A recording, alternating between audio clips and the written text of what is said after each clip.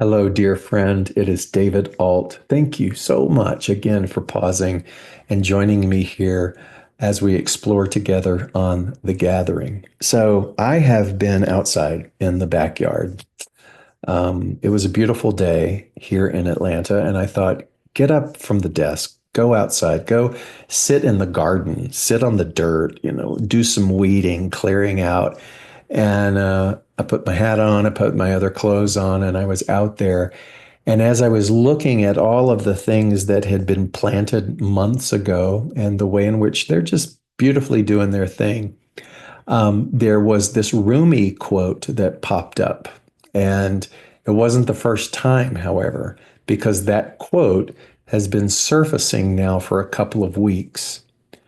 And it's a familiar quote. It's one that I've loved for decades. It's one that I've used a lot in teachings and speaking. And yet, this time, when it first appeared a couple of weeks ago, it was as if it presented itself in a whole different context. Like it was deeper, and it caused me to sit with it in a way that I had never sat with it before. It provided a sort of new dimensionality to it. And I'm sitting out in the garden, and lo and behold, there it is again in such a powerful way that it was like, get up, David, get up, go inside and record this. And so I kept my hat on. I put a video acceptable shirt on to speak to you. But the quote by Rumi is this: if you're not in awe, you're not paying attention. I've always loved that quote. If you're not in awe, you're not paying attention. It speaks to the ongoing, ever-present meticulousness and divine design of God. And if we're not seeing that, if we're not relishing in that and being able to be mindful and cognizant of it, then we're not paying attention enough. We're only looking at things from a surface perspective. That quote was so beautiful and inspiring for some musician colleagues of mine that they wrote a whole song about it. A stunning song. And so it's been around in my life for a long, long time, and yet it surfaced again. And when it surfaced again a couple of weeks ago, it caused me to go, I wonder what was going on in Rumi's life. I don't really know much about that time and place and era and circumstance. This would be the place around Persia or Afghanistan and Turkey and some of the names that we have for it today. And so I did some basic research. I did pull out my Coleman Barks books. He's known to be one of the most respected translators of Rumi's work in modern era. I went to ChatGPT. I went to Google just to find out what exactly was going on during the lifetime of Rumi. And so what I learned is that was the era of Genghis Khan.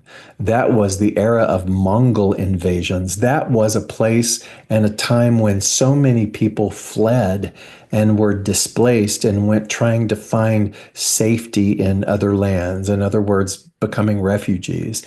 And the same was true for Rumi's family. They fled and ended up going from what we understand Pakistan to be today to Turkey. And so, even with that, even with the physical displacement and the sort of existential crisis that goes with leaving and abandoning things, there was so much other strife that was going on. Tremendous religious tension and overbearing rulership and conservative religious authorities and in here's Rumi, whose poetry centers around the divine union, and he writes it in such a way that expresses it from this ecstatic bliss.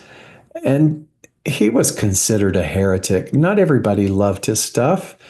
And yet in spite of all these things, right? His immediate world experience, he didn't waver, and he would have the audacity to write something that said, if you're not in awe, a man who's been displaced, who's a refugee, who's under this religious sectarian rule, if you're not in awe, you're not paying attention. And so the reason why I wanted to look that up, the reason why I was so curious about that is because if you break that small quote down, if you're not in awe, you're not paying attention. That last part has been the thing that has echoed out of the mouths of so many contemporaries, people that I know, people that I love, people that are in positions of authority, people who have a huge audience, much, much greater than the audience that I have. And they are proclaiming loudly that if you're not outraged, you're not paying attention. If you're not fighting or screaming or doing certain actions, if your outrage is not at a particular decibel, then you are, and they start listing all of these things that are insufficient with regards to what you should be doing in terms of the public landscape. And so if you're not outraged, you're not paying attention. So here I am, holding these two dynamics. Here's Rumi. If you're not in awe, you're not paying attention. I looked at Rumi's life, no different. In fact, worse, really, technically, if you really wanted to be honest, far more disparagement, even though I'm not discounting the disparagement that goes on again here. But here we are saying the things that we're saying, that if you're not outraged, if you're not behaving, if you're not advocating at a certain way, with a certain decibel, you're not paying attention, that you're actually part of the problem or that you are complicit, blah, blah, blah, blah. And so I go, well, here's another example of polarity, meaning that both things are true. It isn't that Rumi is right and modern day people are wrong. It's a difference in focus. It's a difference in understanding the power of attention. Because even though what is going on in the world is true, it is a relative reality. It is a base reality that is existence, that is in existence and operating in this human plane, in this dualistic separatism, in this us and them world, right? It doesn't mean that it isn't real. But what Rumi was referring to was the world of the absolute. And so here's the conflict. Once again, here's the same thing once again being presented, because these people who I love, I've been in this camp so often in my life as well, have quoted Rumi and quote Rumi all the time. And yet we're dismissing this this sage wisdom, this guidance that says, hey, hold on. If you're not in awe, you're not paying attention. So I'm intrigued. I want to know the type of awe that Rumi is referring to. I want to know how someone could live in that world of turmoil, lose everything, be displaced, understand heartbreak at its most fundamental, and still have the beauty, the audacity, and the integrity to be able to say that. I want to know what that kind of attention is. And I believe that you know, I believe that you know that that kind of attention is the attention that requires us to look beyond surface conditions. Looking beyond surface conditions does not dismiss the other relative part, but it means that there is a greater level of attention. There is an expansive level, opportunity, if you will, alignment, if you will, for attention, to be in awe that says, even in the apparent absence of harmony, there is harmony.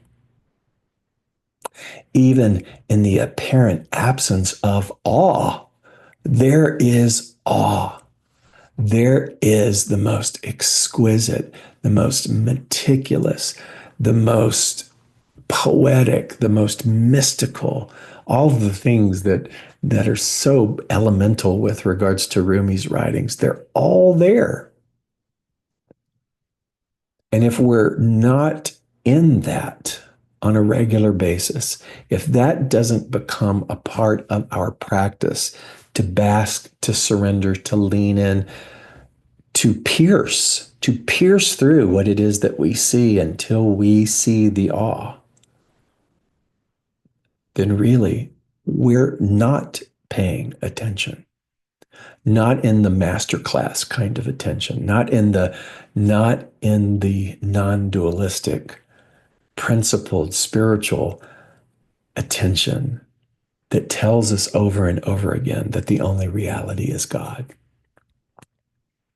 So I'm not going to kid myself or you or be foolish enough to think that just by listening to this, we'll go, oh, and our attention is corrected. But I will tell you, there comes a point when sometimes perhaps the pain is too much, or perhaps the circumstances of life and the decibel and the noise and the upheaval and the suffering is too much, that becomes the reason why we shift our allegiance to a different kind of attention.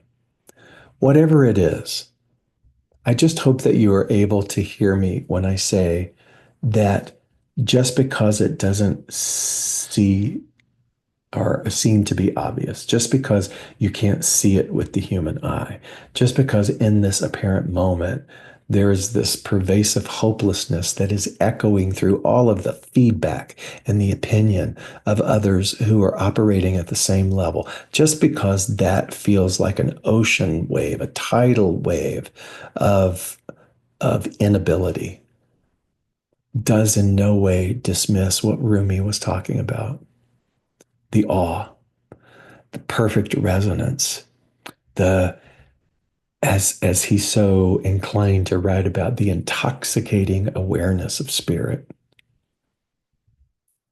even when the world isn't talking about it. So what I want you to consider is that quote this week: if I'm not in awe, I'm not paying attention. And if you are not in awe, just sitting in the dirt with your your plants, or sitting in an environment, or being in communication with people that you love, or hanging around family that you love, or doing some creative task that you love. If you can sit in those elements or in those precious activities for a moment and just sort of feel the awe in which you have found yourself in that environment, that you have found yourself at this stage of your life being able to do something that has a little bit of joy in it. And let that moment be enough to kind of take the spark of awe, and turn it up a little bit so that you can let that awe be the thing that burns off all the other nonsense. Feel that joy. I know together our whole way of being and paying attention will radically change. I know that for you to be true. So now I'm going to go back into the garden. Much love.